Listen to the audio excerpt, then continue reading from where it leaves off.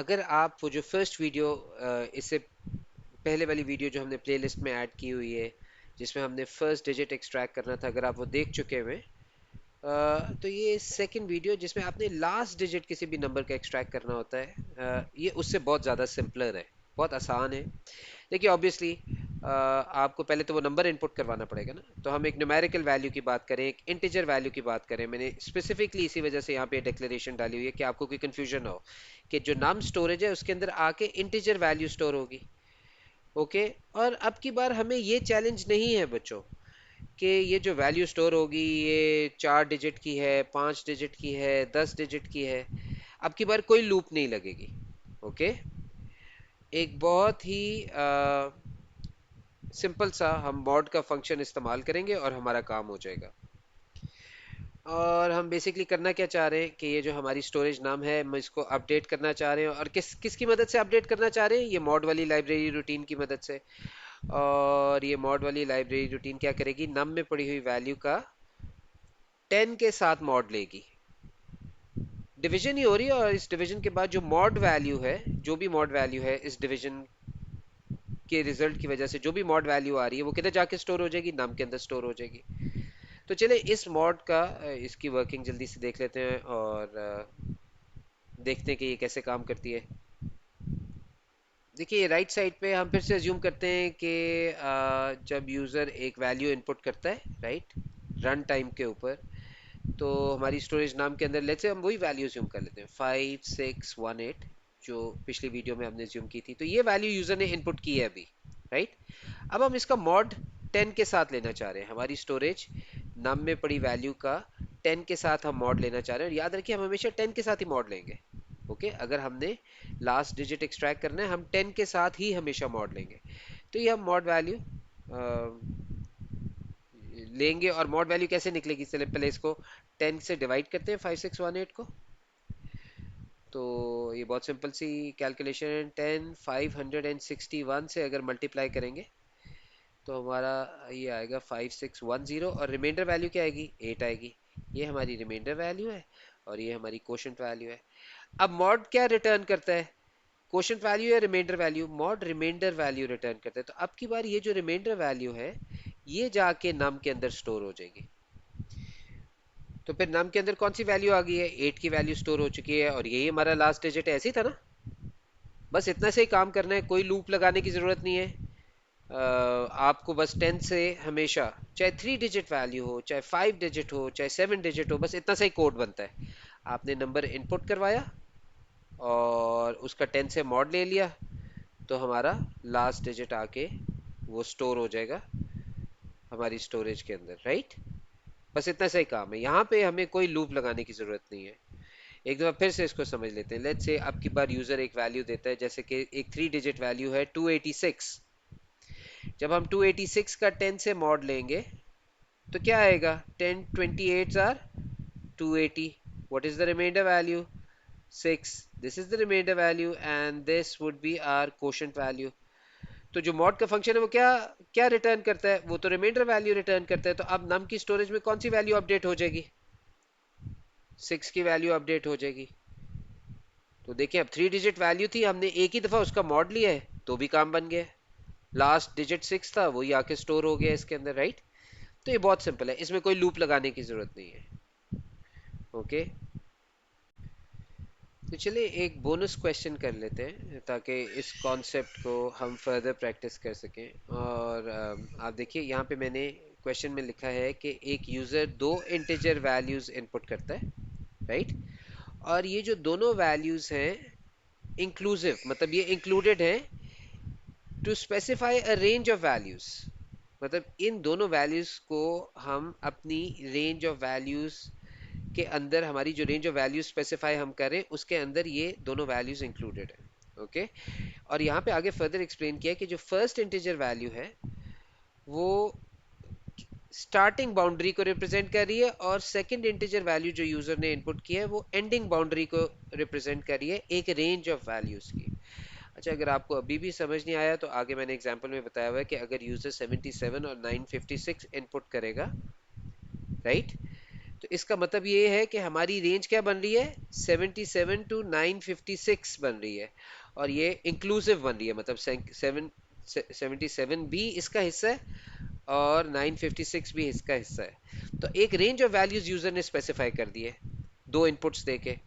Okay, और हमने फिर क्या करना है, हमने बताना है कि इस रेंज ऑफ वैल्यूज के अंदर, ये जो जितनी भी रेंज ऑफ वैल्यू है इसके अंदर हमारे पास कितने डिजिट्स, हमारे पास कितनी वैल्यूज ऐसी थी जिनका लास्ट डिजिट 4 था। ओके, तो 77 से लेके 956 तक कितनी न्यूमेरिकल वैल्यूज ऐसी आई थी जिनमें लास्ट डिजिट 4 था। ओके, सबसे पहले तो आपको ये पता होना चाहिए कि हमें जो है दो वैल्यूज यूजर से इनपुट करवानी है, राइट। तो हम कैसे लिखेंगे, let's say input start range और input let's say end range, जरा मीनिंगफुल नेम, राइट। ये ज़रा मैंने मीनिंगफुल किस्म की स्टोरेजेस बना ली हैं। और उसके बाद हम क्या करेंगे, देखिए हमें अब क्या करना है, अगर हम 77 से शुरू कर रहे हैं फॉर एग्जांपल और 956 तक जा रहे हैं, तो हमें रास्ते में हर नंबर कवर करना है। 77 के बाद 78 को चेक करना है कि इसका लास्ट डिजिट 4 तो नहीं है, फिर 79 को चेक करना है, फिर 80 को चेक करना है, 81 को, 82 को, 83 को, 84 को, all the way till 956। Her value को चेक करना है कि क्या इसके अंदर जो हमारा लास्ट डिजिट है वो 4 तो नहीं था। ओके, तो अब हम ये कैसे करेंगे, अगर हम एक फॉर लूप लगा लें, राइट, और वो हम let's say for I start range से लेके आई किधर तक जा रहे हैं, एंड रेंज तक जा रहे हैं, राइट। तो अब क्या हो गया है, जो भी वैल्यू यूजर ने इनपुट की थी, लेट्स से 77 इनपुट की थी स्टार्ट रेंज में, तो फ्रॉम आई की स्टार्टिंग वैल्यू क्या होगी, जो भी स्टार्ट रेंज के अंदर स्टोर्ड है, इस केस में 77, और एंड रेंज के अंदर जो भी इस स्टोरेज के अंदर यूजर ने जो वैल्यू इनपुट की थी, ये हमारी एंडिंग रेंज हो जाएगी, और वो लेट्स से 956 है, राइट। अगर हम इस एग्जांपल को जेन में रखें तो 77 से लेके 956 बन रहा है, राइट। तो ये लूप हम सेटअप कर देते हैं, राइट, और ये लूप हमने सेटअप कर दिया है। अब हम क्या करना चाह रहे हैं इस लूप के अंदर, अब हम ये चेक करना चाह रहे हैं कि हमारी स्टोरेज आए, याद रखिए आई की इनिशियल वैल्यू क्या होगी, अगर हम इस एग्जांपल को जेन में रखें तो आई की इनिशियल वैल्यू 77 होगी, और आई की फाइनल वैल्यू इवेंचुअली क्या होगी, 956 होगी, राइट। अगर हम इस एग्जांपल को जेन में रखें तो हम यहाँ पे देखिए लास्ट डिजिट ही हमने चेक करना है ना, लास्ट डिजिट 4 होना चाहिए, और मैंने आपको बताया था इसके लिए हम मॉड यूज करते हैं, राइट। तो हम मॉड तो यूज करेंगे, राइट। कौन सी वैल्यू पे यूज करेंगे, आई के ऊपर, आई 77 से शुरू हो रहा है, फिर ये 78 हो जाएगा, फिर 79 हो जाएगा, राइट। ये आई चेंज होता रहेगा। या चले आई की बजाय इसको कोई बेहतर नाम दे देते हैं, इसको हम नंबर दे देते हैं, राइट, और इसको फिर नेक्स्ट नंबर कर देते हैं, राइट। हमने अपनी बस स्टोरेज का नाम, जो हमारा लूप कंट्रोल वेरिएबल है, उसका नाम चेंज कर दिया, राइट। तो हम मॉड किस पे लगा रहे हैं, हम मॉड लगा रहे हैं इस स्टोरेज नंबर के ऊपर, राइट। और ये बेहतर प्रैक्टिस है कि इसका जो पहला अल्फ़ाबेट है ये अपर केस हो, राइट। मेक श्योर कि आप ये प्रैक्टिस फॉलो किया करें, these are good practices, right. और हमेशा याद रखिए, अगर हमने डिजिट एक्सट्रैक्ट करना होता है, इस केस में हम लास्ट डिजिट ही एक्सट्रैक्ट करना चाह रहे हैं ना कि वो 4 है कि नहीं है, तो हम ये जो हमारी स्टोरेज नंबर है, राइट, इसके अंदर पड़ी हुई वैल्यू के ऊपर इसको 10 से डिवाइड करके हम क्या कह रहे हैं, मॉड वैल्यू। और हम ये चेक करना चाह रहे हैं क्या ये मॉड वैल्यू 4 तो नहीं है, क्योंकि क्वेश्चन तो ये कह रहे हैं ना, हमने चेक करना है कि कितने नंबर ऐसे थे जिनमें लास्ट डिजिट 4 था। तो हम यहाँ पे एक इफ कंडीशन लगाना चाह रहे हैं, और हम ये चेक करना चाह रहे हैं कि क्या ये वैल्यू जो अभी हमने मॉड लिया है, क्या ये इक्वल्स टू 4 है। अगर ये इक्वल्स टू 4 है तो फिर हम क्या करें, हमें कोई काउंटर बनाया होना चाहिए, राइट। लेट्स से इस केस में हम अपने काउंटर का नाम C4 रख लेते हैं, जो काउंट कर रहा है कि कितने डिजिट्स थे, जो जो के कितनी वैल्यूज थी जिनमें आखिरी डिजिट 4 था। तो ये हमने एक काउंटर बना दिया बेसिकली, राइट। और ये हमारा एंड इफ आ गया, बल्कि आपको ये याद होना चाहिए, यहाँ पे हमें देन भी लिखना चाहिए, थोड़ा सा राइट शिफ्ट करके देन लिखना चाहिए, और फिर देन के बाद जो कुछ भी हम लिखेंगे वो भी थोड़ा सा और राइट शिफ्टेड होगा। ओके, तो अब देखिए ये कैसे होगा, शुरू में नंबर की वैल्यू क्या होगी, 77 होगी ना स्टार्ट रेंज में, लेट्स से 77 है, अगर हम इस एग्जांपल को सामने रखें। वैसे तो हमें पता नहीं है यूजर ने क्या वैल्यू इनपुट की थी स्टार्ट रेंज में और क्या वैल्यू इनपुट की थी एंड रेंज वाली स्टोरेज के अंदर, पर अभी हम अज्यूम करें इस एग्जांपल की मदद से समझने की। तो लेट्स अज्यूम 77 स्टार्ट रेंज में पड़ी थी और 956 की वैल्यू एंड रेंज में पड़ी थी। तो हमारी ये जो लूप कंट्रोल वेरिएबल है इसको इनिशियल वैल्यू कौन सी मिलेगी, स्टार्ट रेंज वाली मिलेगी, मतलब 77 मिलेगी।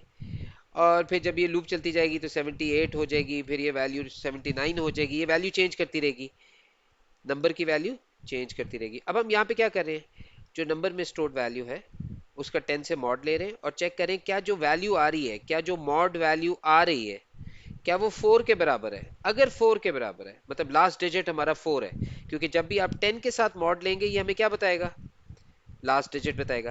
तो क्या हमारा लास्ट डिजिट 4 है, अगर लास्ट डिजिट 4 है तो इस काउंटर को अपडेट कर दो। और शुरू में इस काउंटर की वैल्यू क्या होनी चाहिए बच्चों, इस काउंटर की वैल्यू शुरू में 0 होनी चाहिए। अच्छा ये जरा जेन में याद रखिएगा, ये हमारा असाइनमेंट ऑपरेटर है, अगर हमने ये वैल्यू इस स्टोरेज के अंदर स्टोर करवानी है तो हम ये ऑपरेटर यूज करेंगे। और अगर हमने दो वैल्यूज को कंपेयर करना है जैसे कि हम यहाँ पे कर रहे हैं, जो मॉड से वैल्यू आ रही है और ये 4 इनको आपस में कंपेयर करना है तो हम इज इक्वल टू का साइन लगा सकते हैं, राइट। और यहाँ पे हम, बल्कि यहाँ पे मुझे ये असाइनमेंट ऑपरेटर यूज करना चाहिए। तो ये हमारा सारा कोड है, ये बार बार ये लूप चलती जाएगी और बार बार जो भी वैल्यू नंबर के अंदर स्टोर्ड होगी उसका हम 10 से मॉड लेंगे और फिर उसको चेक करेंगे क्या वो 4 तो नहीं आ रहा, मॉड वैल्यू 4 तो नहीं आ रही, मतलब हमारा लास्ट डिजिट 4 तो नहीं है, अगर लास्ट डिजिट 4 है तो हमारा काउंटर जो है वो अपडेट हो जाएगा। और एंड में हमने क्या आउटपुट करना है, एक आउटपुट मैसेज जो कि ज़रा फ्रेंडली सा होना चाहिए, number of values with 4 as the last digit वर, और यहाँ पे कॉमा डाल के हम C4 की वैल्यू आउटपुट कर देंगे, राइट। ये थोड़ा सा मीनिंगफुल अच्छा सा मैसेज हो गया, राइट।